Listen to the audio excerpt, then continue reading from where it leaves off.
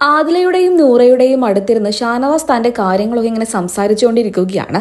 അതായത് അദ്ദേഹത്തിന് ഒരു മകനുണ്ട്. അവനിപ്പോ 18 വയസ്സായി. അവനിപ്പോ പഠിച്ചുകൊണ്ടിരിക്കുകയാണ്. പഠിത്തമൊക്കെ കഴിഞ്ഞ് അവൻ തിരിച്ചു വരുമ്പോൾ, അതായത് ഒരു 4-5 വർഷമൊക്കെ കഴിഞ്ഞ് അവൻ തിരിച്ചു വരുമ്പോൾ അവൻ എനിക്ക് താങ്ങും തണലുമായിട്ടുണ്ടാകും.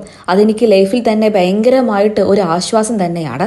അവൻ എനിക്ക് വലിയൊരു സപ്പോർട്ട് നൽകും. അവനില്ല എന്നുണ്ടെങ്കിൽ ഞാൻ എൻ്റെ 50-ാമത്തെ വയസ്സിലും ഒറ്റയ്ക്ക് തന്നെ നിന്ന് കഷ്ടപ്പെടേണ്ടി വരും. സത്യം പറഞ്ഞാൽ ഇപ്പോൾ എനിക്ക് 40-45 വയസ്സായി. മക്കളെ, നിങ്ങൾക്കും ഇപ്പോൾ നിങ്ങൾ ഈ കാണുന്ന പ്രായത്തിൽ തന്നെ ആയിരിക്കില്ല തുടരുക. നിങ്ങൾക്കും പ്രായമൊക്കെ ആകും. നിങ്ങൾക്കും അങ്ങനത്തെ ഒരു ലൈഫിന്റെ ഒരു സ്റ്റേജിലേക്ക് എത്തുമ്പോൾ ഒരു സഹായവും സപ്പോർട്ടും ഒക്കെ വേണമെന്ന് തോന്നില്ലേ? അപ്പോൾ ആദിലയും നൂറയും പറയുന്നുണ്ട്, ഞങ്ങളൊരു കുട്ടിയെ അഡോപ്റ്റ് ചെയ്യാനാണ് തീരുമാനിച്ചിരിക്കുന്നത് എന്ന്. കുട്ടികളുടെ കാര്യം തന്നെയാണോ ഉദ്ദേശിച്ചത് എന്ന് ആദിലയും നൂറയും ചോദിക്കുന്നുമുണ്ട്. ഇതിന് ഷാനവാസ് മറുപടി നൽകുന്നൊന്നുമില്ല എന്നുണ്ടെങ്കിൽ പോലും ഷാനവാസ് ഇപ്പോൾ ഇരുവരോടും ചോദിച്ചത്, നിങ്ങൾക്കും ലൈഫിലെ ഒരു സ്റ്റേജിലേക്ക് എത്തുമ്പോൾ ഒരു സഹായവും സപ്പോർട്ടും ഒക്കെ വേണമെന്ന് തോന്നാറില്ലേ എന്നാണ്. ഷാനവാസ് ഇത് എന്തുദ്ദേശിച്ചാണ് ചോദിച്ചത് എന്ന് പ്രേക്ഷകർക്കും മനസ്സിലായിട്ടില്ല. സത്യം പറഞ്ഞാൽ 2 രീതിയിൽ ഈ വാക്കിനെ വളച്ചൊടിക്കാമെന്ന് പറഞ്ഞേ മതിയാകൂ.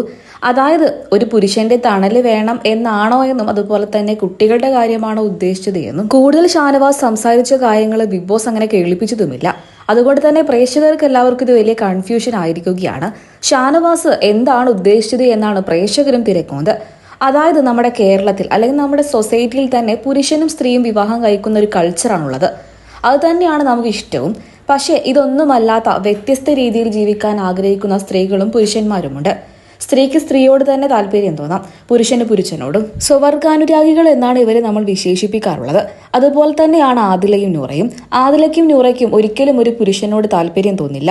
ഇവർ ലെസ്ബിയൻ കപ്പിൾസ് ആണ്. അതുകൊണ്ട് തന്നെ സ്ത്രീകളോട് മാത്രമേ ഇവർക്ക് അട്രാക്ഷൻ തോന്നുകയുള്ളൂ.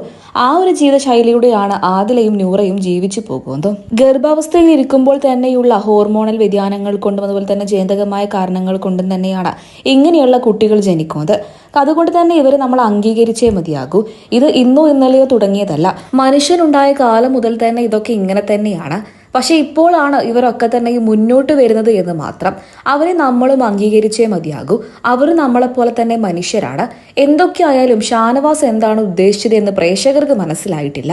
കുട്ടികളുടെ കാര്യമാണോ അതോ പുരുഷനെ വിവാഹം കഴിച്ചൂടെ എന്നാണോ, ഒരു കൂട്ട് വേണ്ടേ എന്നാണോ ഷാനവാസ് ചോദിച്ചത് എന്ന് പ്രേക്ഷകർക്ക് മനസ്സിലായിട്ടില്ല എന്നുണ്ടെങ്കിൽ പോലും പ്രേക്ഷകരെല്ലാവരും ഇപ്പോൾ ഇതിനെക്കുറിച്ച് തന്നെ ചോദിക്കുകയാണ്. ഷാനവാസ് കൂടുതൽ സംസാരിച്ചത് ബിഗ് ബോസ് ആകട്ടെ കേൾപ്പിച്ചതുമില്ല. ലൈവിൽ എന്നാൽ വ്യക്തമായിട്ട് കാണുന്നുമുണ്ട്.